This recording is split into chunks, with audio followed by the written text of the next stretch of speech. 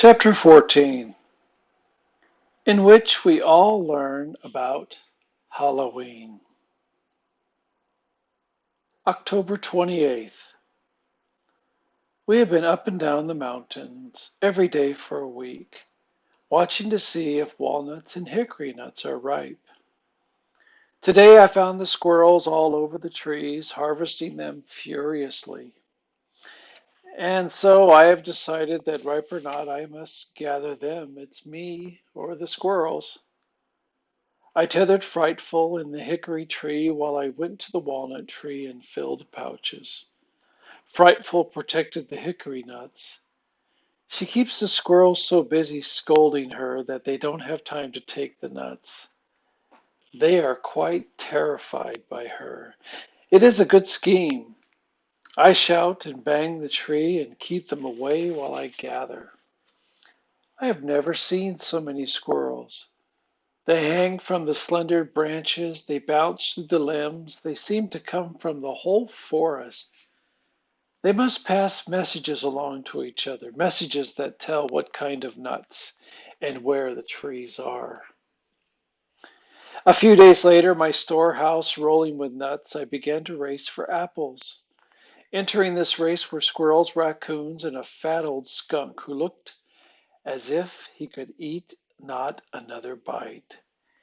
He was ready to sleep his autumn meal off, and I resented him because he did not need my apples. However, I did not toy with him. I gathered what apples I could, cut some in slices, and dried them on the boulder in the sun. Some I put in the storeroom tree to eat right away. They were a little wormy, but it was wonderful to eat an apple again. Then one night this was all done. The crop was gathered. I sat down to make a few notes when the Baron came sprinting into sight.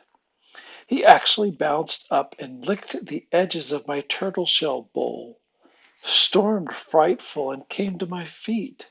Baron Weasel, I said, it is nearing Halloween. Are you playing tricks or treats? I handed him the remains of my turtle soup dinner and fascinated watched him devour it. Note: the Baron chews with his back molars and chews with a ferocity I have not seen in him before. His eyes gleam, the lips curl back from his white pointed teeth, and he frowns like an angry man. If I move toward him, a rumble starts in his chest that keeps me back. He flashes glances at me. It is indeed strange to be looked at in the eye by this fearless wild animal. There is something human about his beady glance, perhaps because that glance tells me something. It tells me he knows who I am and that he does not want me to come any closer. The Baron Weasel departed after his feast. Frightful, who was drawn up as skinny as a stick, relaxed and fluffed her feathers. And then I said to her, "See, he got his treats, no tricks." Then something occurred to me. I reached inside the door and pulled out my calendar stick. I counted 28, 29, 30, 31. Frightful, that old weasel knows. It is Halloween. Let's have a Halloween party. Swiftly I made piles of cracked nuts, smoked rabbits, and crayfish. I even added two of my apples. This food was an invitation to the squirrels, foxes, raccoons, opossums, even the birds that lived around me to come have a party. When Frightful is tethered to her stump, some of the animals and birds will only come close enough to scream at her. So Bird and I went inside the tree, propped open the flap, and waited. Not much happened that night. I learned that it takes a little time for the woodland messages to get around, but they do. Before the party, I had been very careful about leaving food out because I needed every mouthful. I took the precaution of rolling a stone in front of my store tree. The harvest moon rose, Frightful and I. went to sleep. At dawn, we abandoned the party. I left the treats out, however. Since it was a snappy gold-colored day, we went off to get some more rabbit skins to finish my winter underwear. We had lunch along the creek, stewed mussels and wild potatoes. We didn't get back until dusk because I discovered some wild rice in an oxbow of the stream. There was no more than a handful. That night, everything seemed peaceful. A few nuts were gone to the squirrels, I thought. I baked a fish in leaves and ate a small, precious amount of wild rice. It was marvelous. As I settled down to scrape the rabbit skins of the day, my neighbor, the skunk, marched right into the campground and set to work on the smoke rabbit. I made some Halloween notes. The moon is coming up behind the aspens. It is big as a pumpkin and as orange. The winds are cool. The stars are like electric light bulbs. I am just inside the doorway with my turtle shell lamp burning so that I can see to write this. Something is moving beyond the second hemlock. Frightful is very alert, as if there are things all around us. Halloween was over at midnight last night, but for us it is just the beginning. That's how I feel anyhow. But it may just be my imagination. I wish Frightful would stop pulling her feathers in and drawing herself up like a spring. I keep thinking that she feels things. Here comes Jesse C. James. He will want the venison.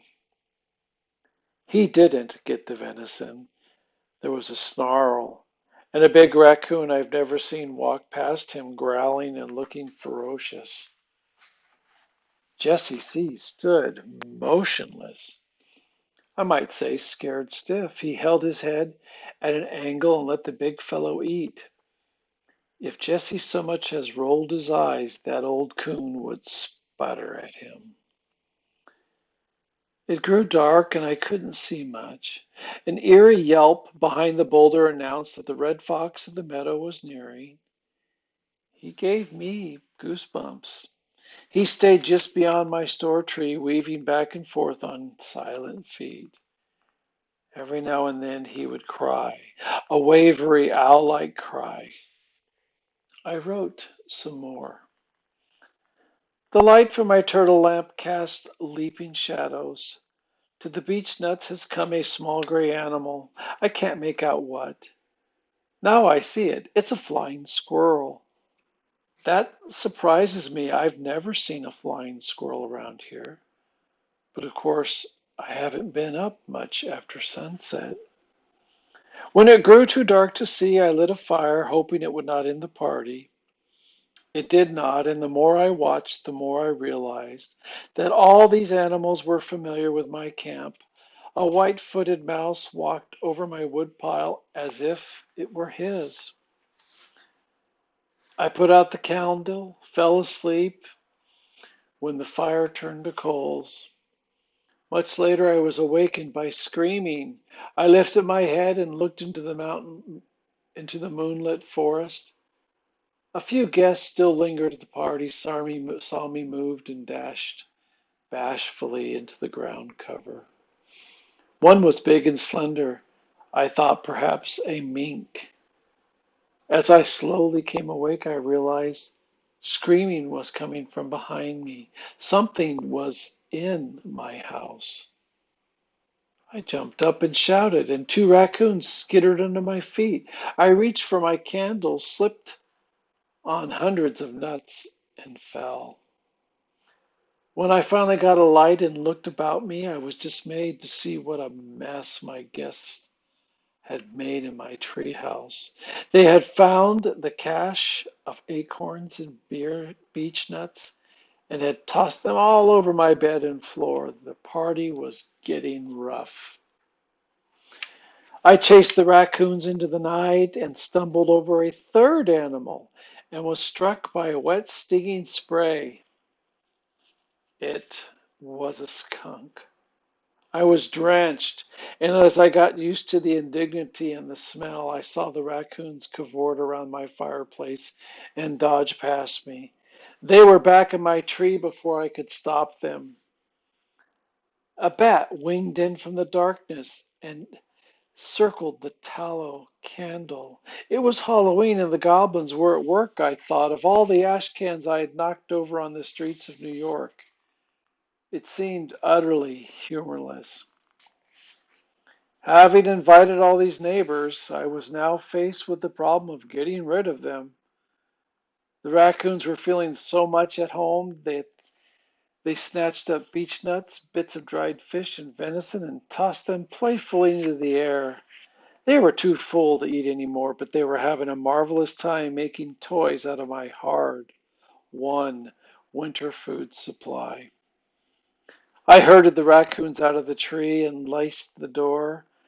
I was breathing relief when I turned my head to the left, for I sensed someone watching me. There in the moonlight, his big ears erect on his head, sat the red fox. He was smiling, I know he was. I shouted, "Stop laughing!" And he vanished like a magician's handkerchief. All of this awakened Frightful, who was flopping in the dark in the tree. I reached in around the deer flap to stroke her head and calm her. She grabbed me so hard I yelled, and the visitors moved to the edge of my camp at my cry. Smelling to the sky, bleeding in the hand, and robbed of part of my hard-won food, I threw wood on the fire and sent an enormous shaft of light into the night. Then I shouted. The skunk moved further away. The raccoon galloped off a few feet and galloped back. I snarled at them. They went to the edge of the darkness and stared at me. I had learned something that night from that very raccoon bossing Jesse C. James. To animals, might is right. I was biggest, and I was oldest, and I was going to tell them so. I growled and snarled and hissed and snorted. It worked. They understood and moved away. Some looked back, and their eyes glowed. The red eyes chilled me. Never had there been a more real Halloween night. I looked up expecting to see a witch. The last bat of the season darted in the moonlight. I dove on my bed and tied the door. There are no more notes about Halloween.